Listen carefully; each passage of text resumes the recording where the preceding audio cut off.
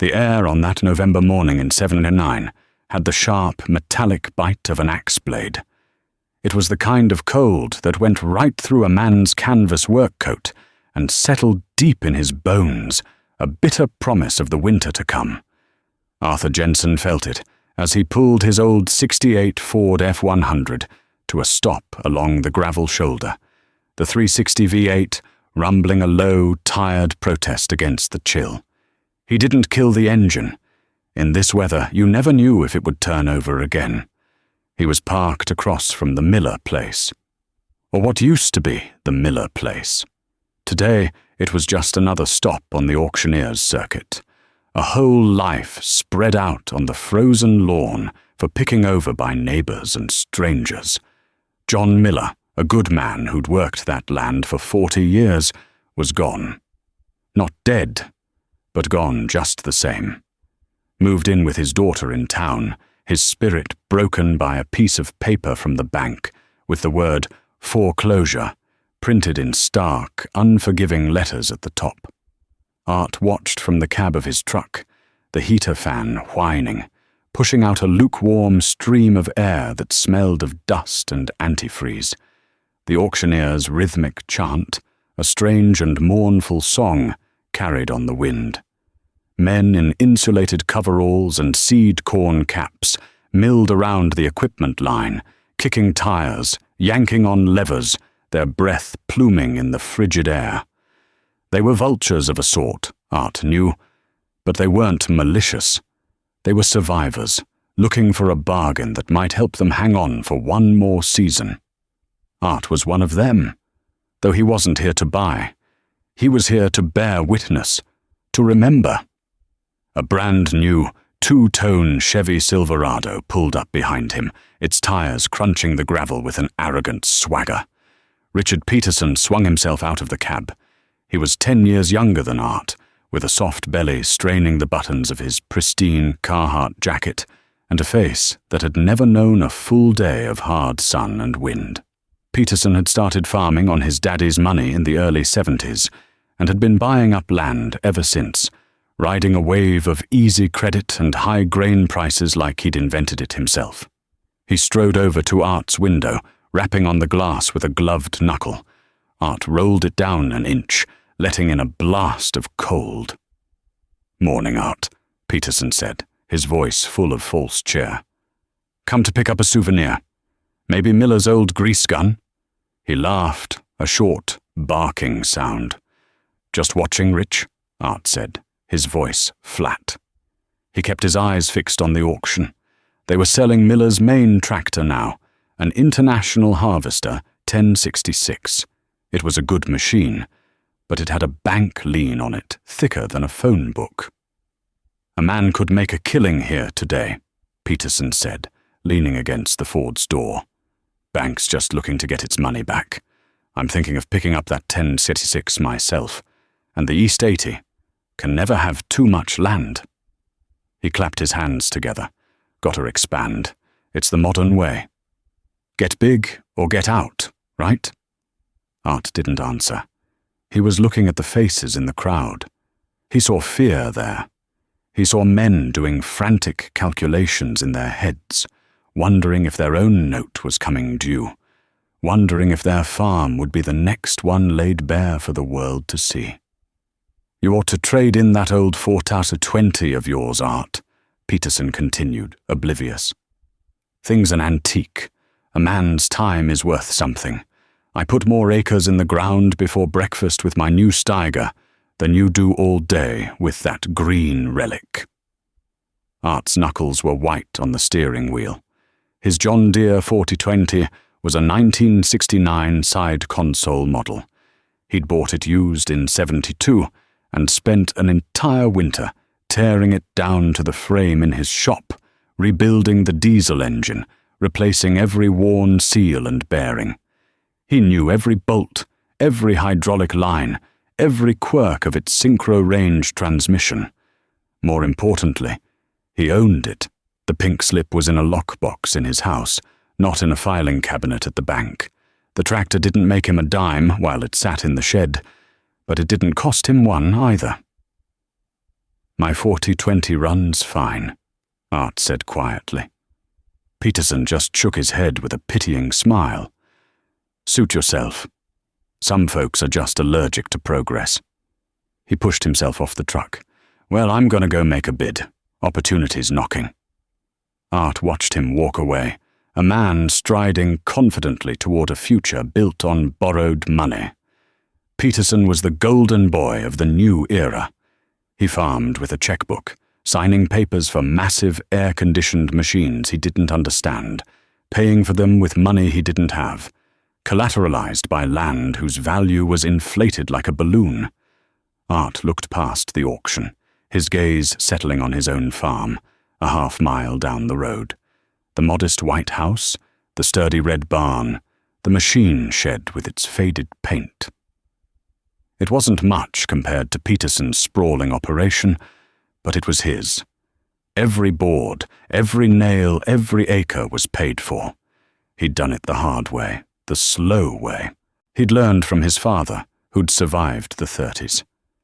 Never owe a man $1 you can't pay him tomorrow, his father used to say, his voice raspy from a lifetime of dust and work. That philosophy had made Art an outcast in the booming 70s. While others were leveraging up, he was saving. While they were buying new, he was rebuilding old.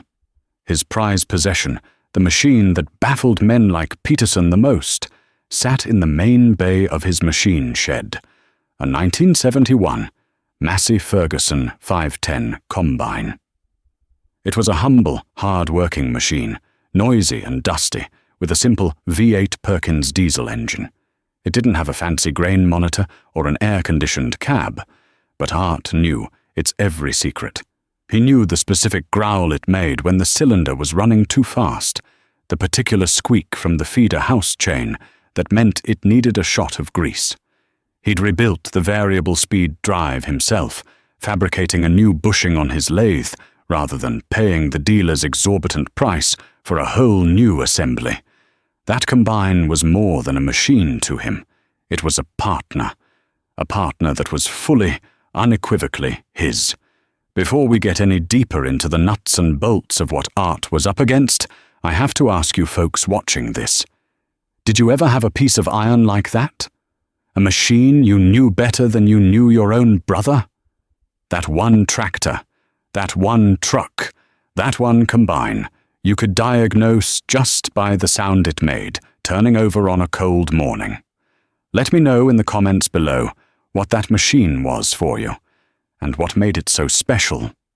It's a bond that I think younger folks today might not ever understand. The trouble had really started a few years earlier, back in the fall of '76. It had been a wet year. The corn was heavy, the ground was soft, and every farmer in the county was fighting the clock. Art was out in the back 40, the Massey 510, chewing its way through a thick stand of 150 bushel corn. The Perkins diesel was roaring its steady, dependable song, and the familiar rhythm of the machine, the whir of the straw walkers, the clatter of the grain elevator chain, the hum of the unloading auger, was music to his ears. He was making his last pass as the sun bled across the horizon, painting the clouds in shades of orange and purple. He was tired, his body aching from 12 hours of being bounced and shaken in the operator's seat. But it was a good tired. The grain tank was almost full, and the bin in the yard was nearly topped off. One more day, maybe 2, and he'd be done. Then it happened. There was no warning. Just a sudden, violent bang from the guts of the machine, a sound like a sledgehammer hitting an anvil. It was followed by a horrific grinding noise and a lurch that threw him against the side of the cab. He slammed the header control lever down and killed the engine in a single, practiced motion. The sudden silence was deafening, broken only by the ticking of the cooling engine and the rustle of the corn stalks in the evening breeze. Art sat there for a long minute, his heart pounding in his chest. He knew that sound. It wasn't a slipped belt or a plugged auger. It was deep. It was internal. It was expensive. He climbed down from the cab, his boots sinking into the soft earth. He grabbed a flashlight from the toolbox and crawled under the machine, the damp corn leaves brushing against his face. The smell of hot metal and gear oil was thick in the air. He played the beam of light over the main gearbox, the heart of the combine that transferred power from the engine to the thresher, the straw walkers, and the cleaning shoe. His blood ran cold. A crack, dark and ugly, ran the entire length of the cast-iron housing. A thick, dark fluid, 90-weight gear oil, was dripping slowly onto the ground, forming a black puddle in the dirt. The main input shaft was cocked at an unnatural angle. It was catastrophic, the kind of failure that meant a trip to the dealer, a bill with 4 or 5 zeros on it, and weeks of downtime. Weeks he didn't have. The weather was turning. Rain or even snow was in the forecast. The next morning, he was on the phone with the Massey Ferguson dealer over in Waverley. A young man with a slick voice got on the line. "A main gearbox for a 510, the man said, a hint of amusement in his voice. "Sir, we haven't stocked parts for that model in years. We could order a new housing, I suppose. It'd have to come from the main depot in Racine. You're probably looking at 3-4 weeks, best case. And the price? Let me see." Art could hear him tapping on a calculator. "You're looking at close to $4,000 just for the part. Labor would be extra. $4,000. It might as well have been $1 million. Art had the money in savings, but it was his entire cushion. The money he and his wife, Sarah, had painstakingly saved for emergencies. Using it all on an old combine felt like a defeat. "I see," Art said, his voice tight. "Thank you." He hung up the phone. Sarah was standing at the kitchen sink, her hands submerged in soapy water, but her eyes were on him. She knew. She could always tell by the set of his jaw. "How bad is it?" she asked softly. "The dealer wants $4,000 for the part alone," he said, slumping into a chair at the kitchen table. "Says it'll take a month to get here." Sarah dried her hands on a dish towel and came to sit across from him. She put her hand over his.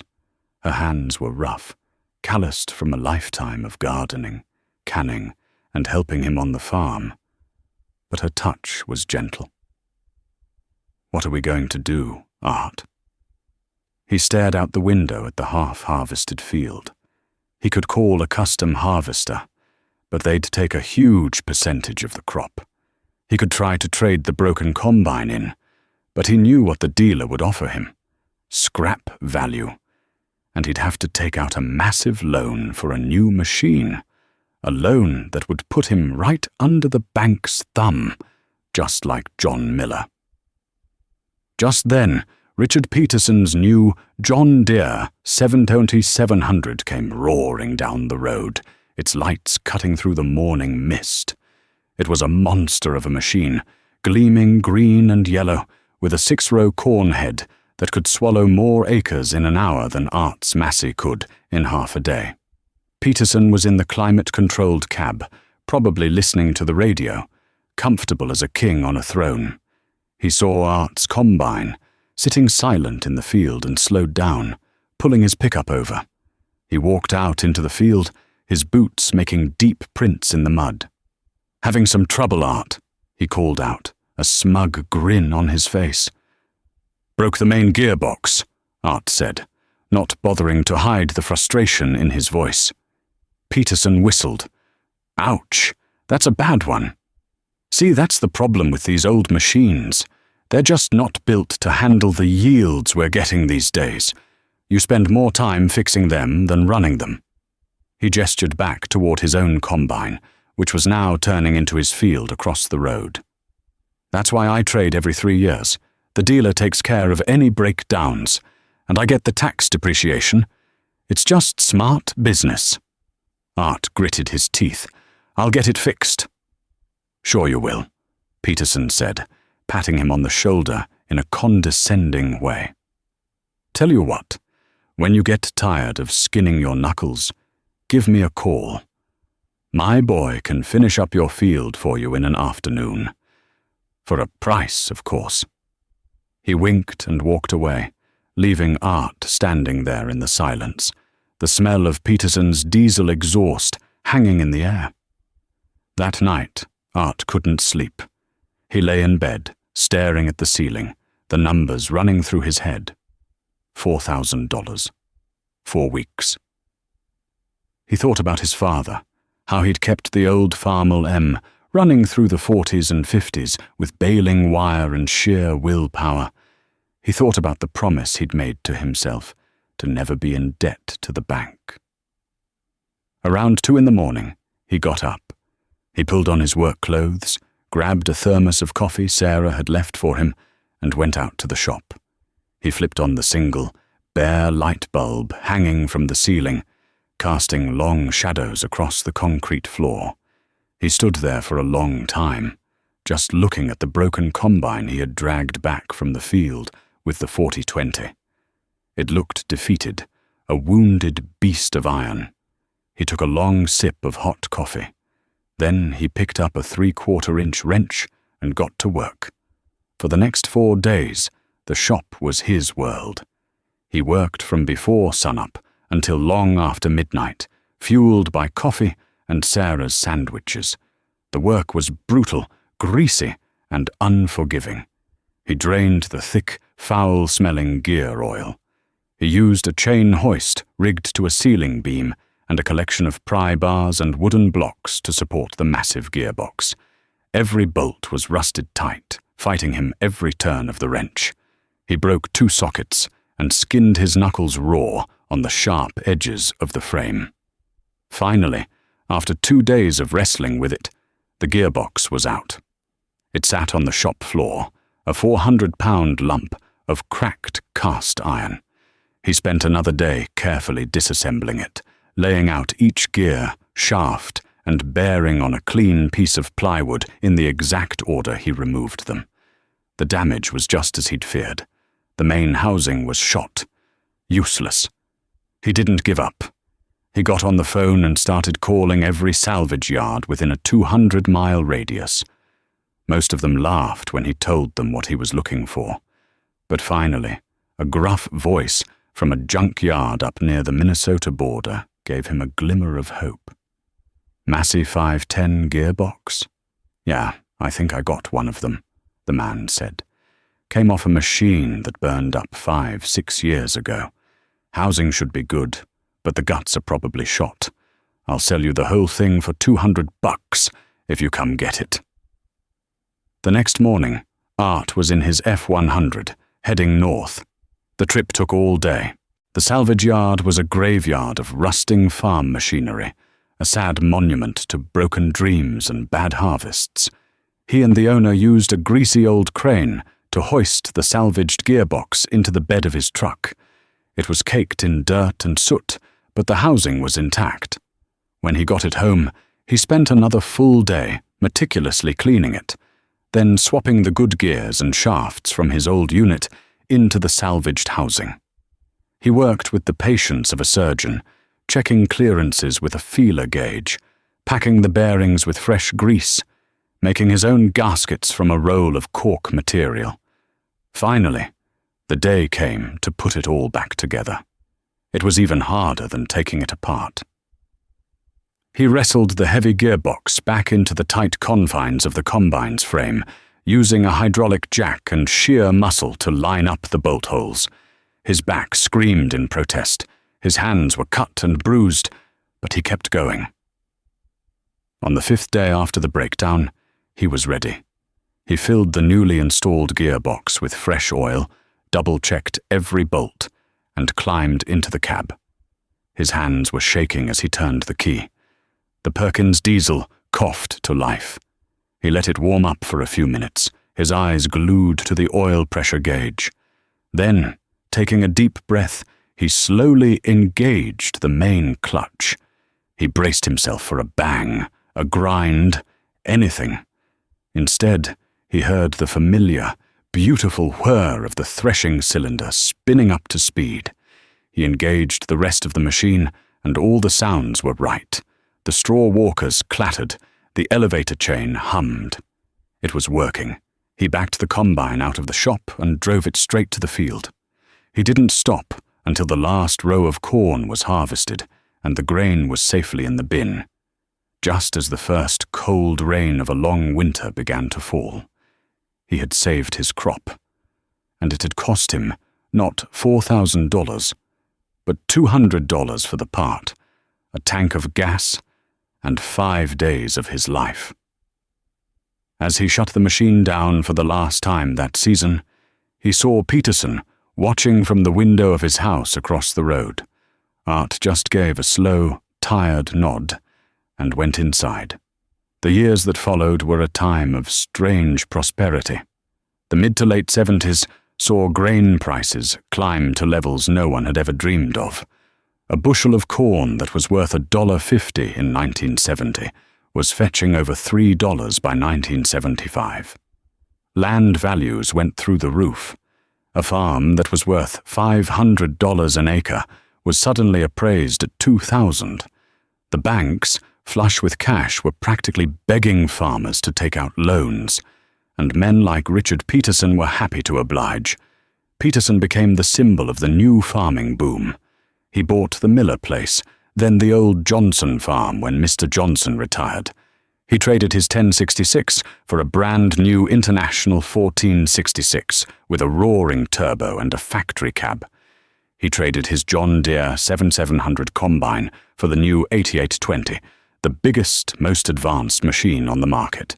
He built a massive machine shed that dwarfed his house and put up 2 new 50,000 bushel grain bins that towered over the landscape.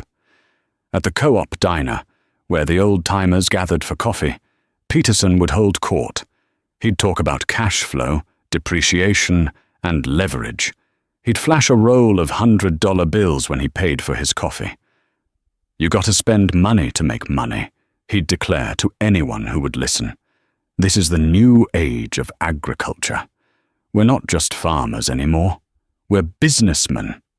Art over there," he'd say, gesturing with his coffee cup toward Art, who sat quietly in a corner booth. He's still farming like it's 1950, saving his pennies while the world passes him by. The other farmers would nod along. They saw Peterson's new equipment, his expanding acreage, and they saw success. They looked at Art's 10-year-old tractor and his aging combine, and they saw a man who was afraid, a man who lacked vision. They didn't see the long hours Art spent in his shop, meticulously maintaining his equipment. They didn't see him welding a crack in a loader bucket instead of buying a new one. They didn't know that while they were signing new loan papers at the bank, Art was writing the final check for his farm mortgage. On the day he paid it off, he and Sarah had a quiet celebration. She cooked a roast chicken, and they opened a bottle of cheap wine. There were no grand pronouncements, just a shared look of relief and quiet pride. They were free. It was a feeling men like Peterson, who owed the bank millions, would never understand. Art used the profits from the high grain prices not to expand, but to reinforce his position. He put a new steel roof on the barn. He bought a better welder for the shop. He did a complete in-frame overhaul on the 4020's engine, replacing the sleeves, pistons, and rings himself. He spent a whole winter on the Massey 510, replacing every worn chain and bearing he could find.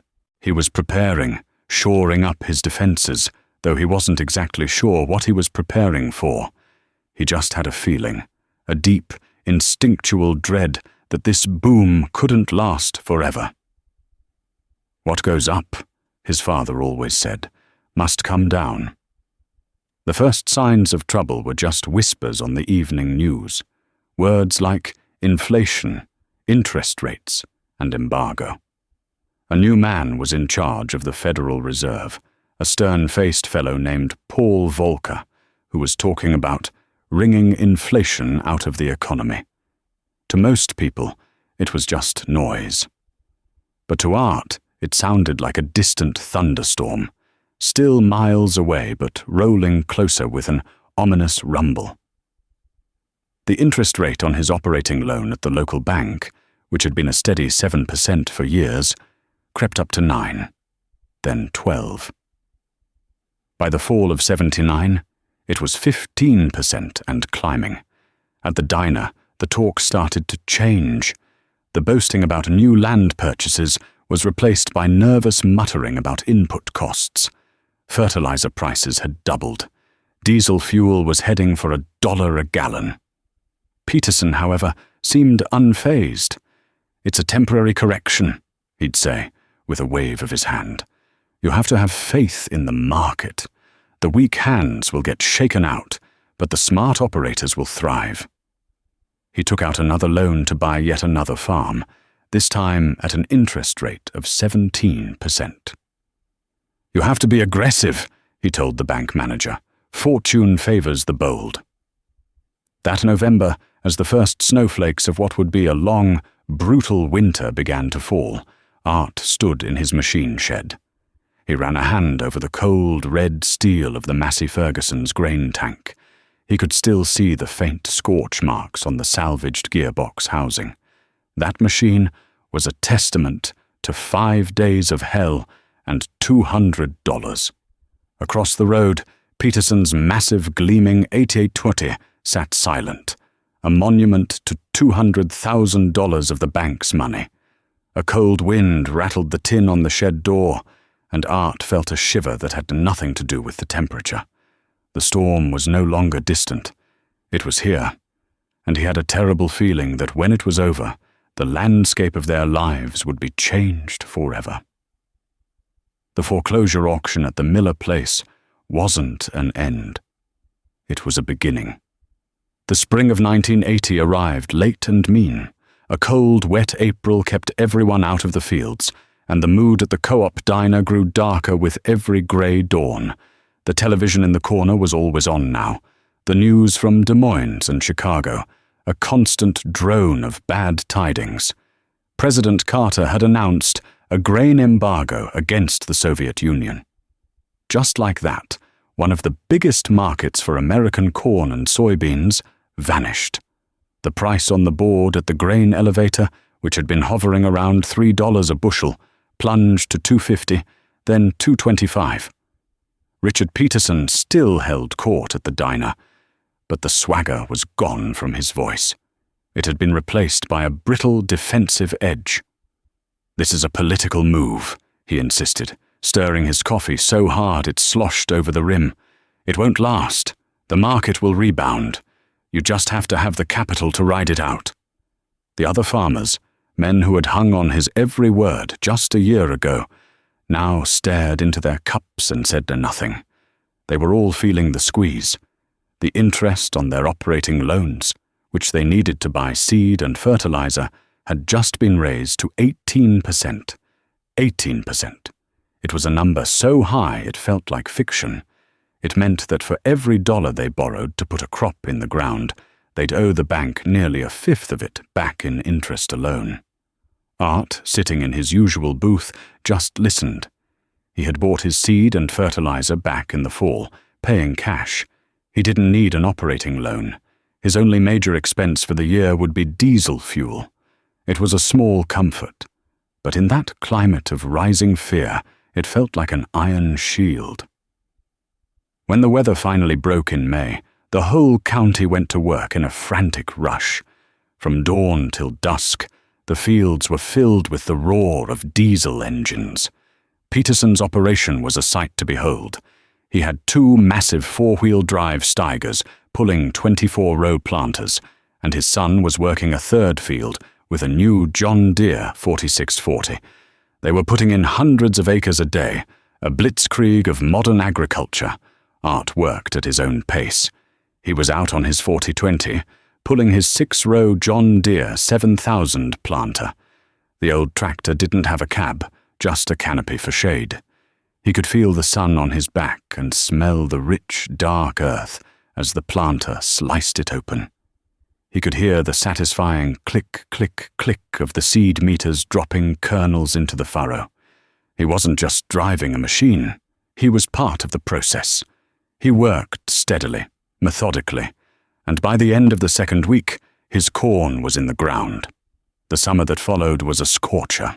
The sky turned a hazy, bleached-out blue, and the rain simply stopped. The corn, which had come up so green and promising, began to curl its leaves in the afternoon heat, a desperate prayer for water. By July, the creeks were dry, and deep cracks had appeared in the fields, wide enough to swallow a wrench. The drought was a hammer blow on top of the collapsing prices and sky-high interest rates. Harvest season arrived under that same unforgiving sun. The corn was stunted, the ears small and poorly filled.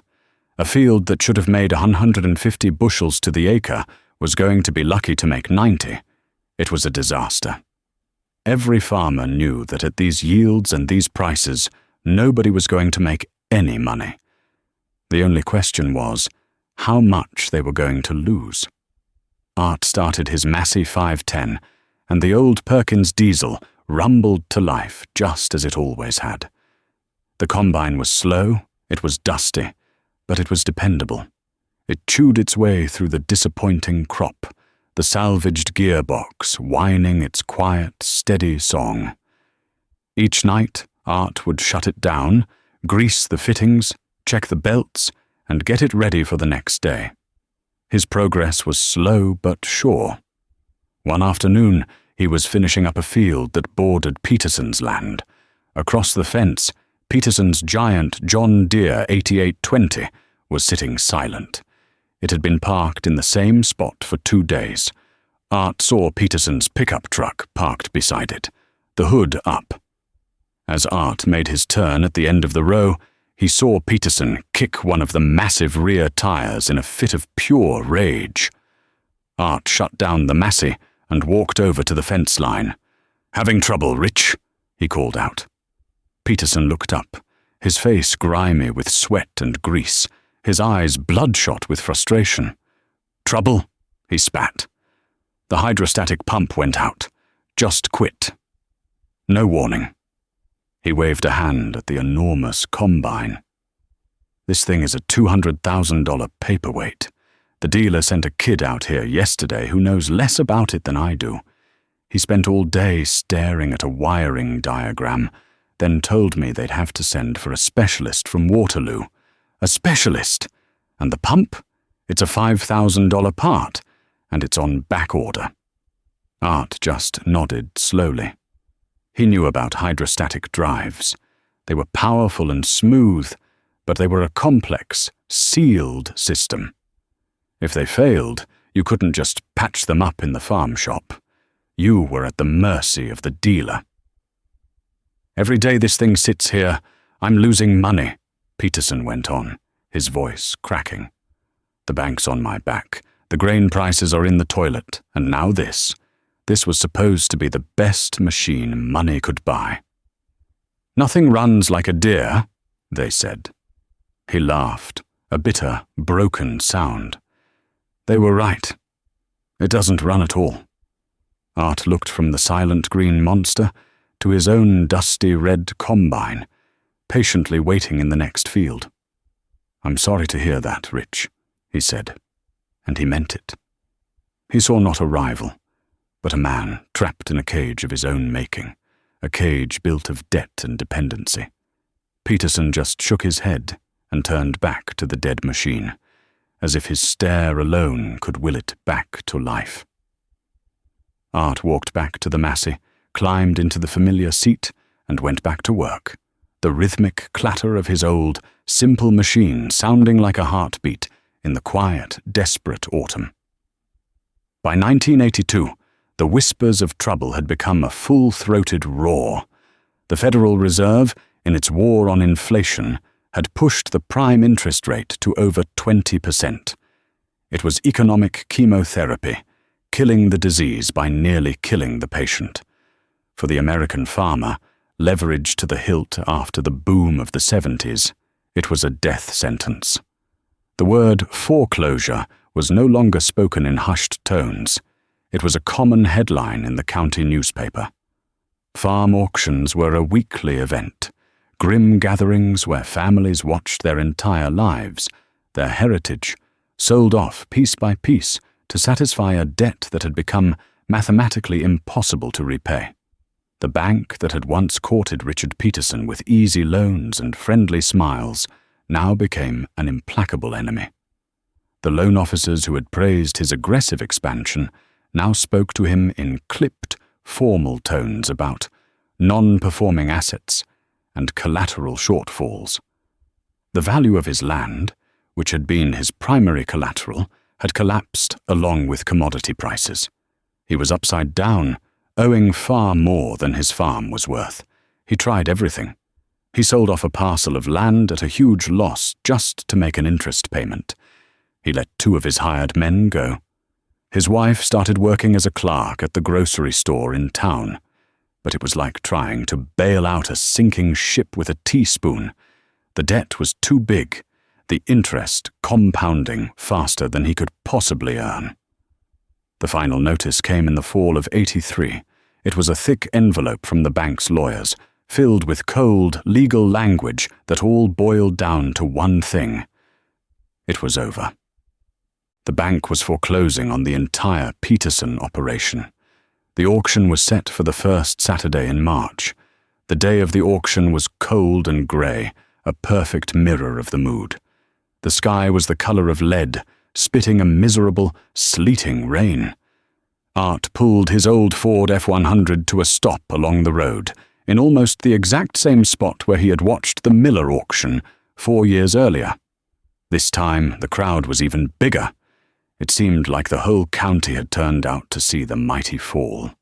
Peterson's equipment was lined up in the massive yard between his house and the giant machine shed.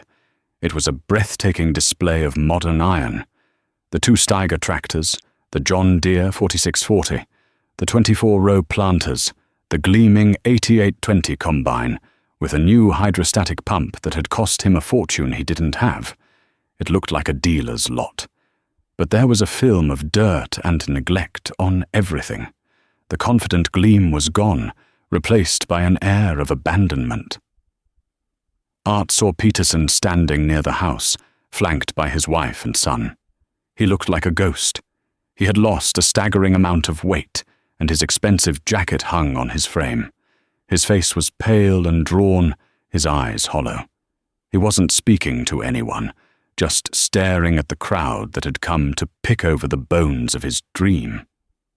The auctioneer started, his chant echoing across the yard, a familiar funeral dirge for a dying farm.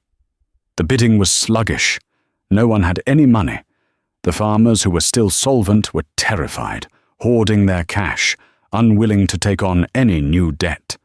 The only real bidders were the bank's representatives and a few out-of-state implement jockeys looking for scrap-price bargains. The 8820 combine came up for sale.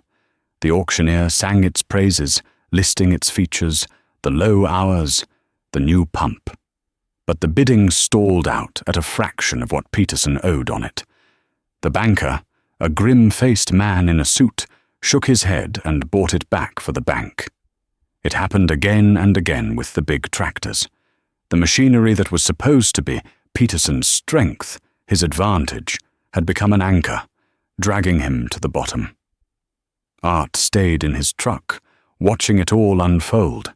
He felt no sense of victory, no satisfaction in being proven right. All he felt was a profound, aching sadness. This was a tragedy, not just for one man, but for a whole way of life.